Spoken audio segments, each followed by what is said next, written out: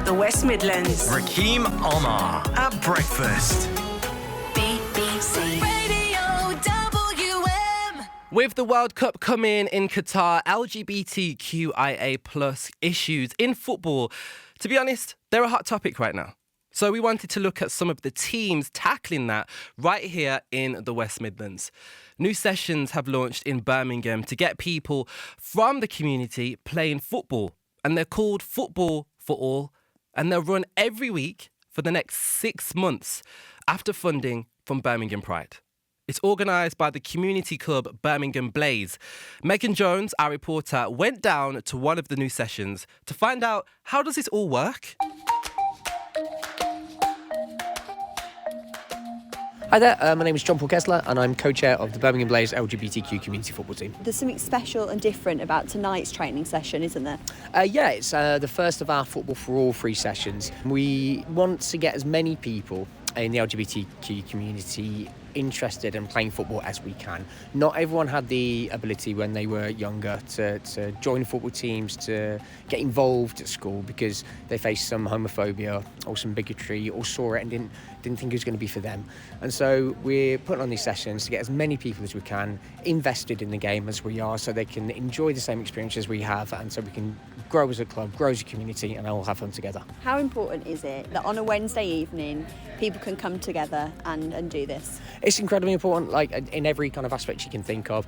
Obviously from a health perspective, there's great benefits from getting out, running about, being with people, but from a social, meeting new people, getting the confidence, learning new skills, something like this, it's really good. I've been doing this now for 18 years. I've loved every step of it, and just the number of people who come and the club enriches their lives, playing football, playing together, being able to go to different cities and play as we do, making sure that people feel wanted and part of what we are. It's vital, and it does a real service for the community. The amount of people who have in the past come to us and told us that they wish they'd have been able to experience this kind of thing earlier in their life, but because of the homophobia that they faced, or they saw, or they kind of feared was going to be there, they didn't put themselves forward. To have this safe space, to have these free sessions for people with some of the new guys and girls here tonight, it is so incredibly important that they feel welcome, that they feel able to express themselves, to learn something new, to put themselves out there, and we're going to be with them 100%. What are your experiences, or what have your experiences been outside of groups like Birmingham Blaze? I've never really kind of experienced kind of like inter-team homophobia. It does get you a little bit pressed and a little bit down when you see referees, and we've had this in games where referees have dealt very well with certain situations, and then homophobic comment comes in, and it's like the head goes. It's like they don't really know how to deal with it, and it's that shouldn't be happening now. Like if this is an issue which kind of the FA want to do something about, give referees some coaching on how to deal with these incidences when they come up. It's obviously going to change on a situational basis, but they need support just as much as anyone else. Why did you feel the need to set up these sessions tonight? It's something we've thought about for quite a while. Not everyone has the same access to sport as everyone else. And one of the groups that are marginalised and don't have access to sport as much as most of the groups in the UK are LGBTQ people. They don't feel kind of welcome, or they're worried about the reception they would get.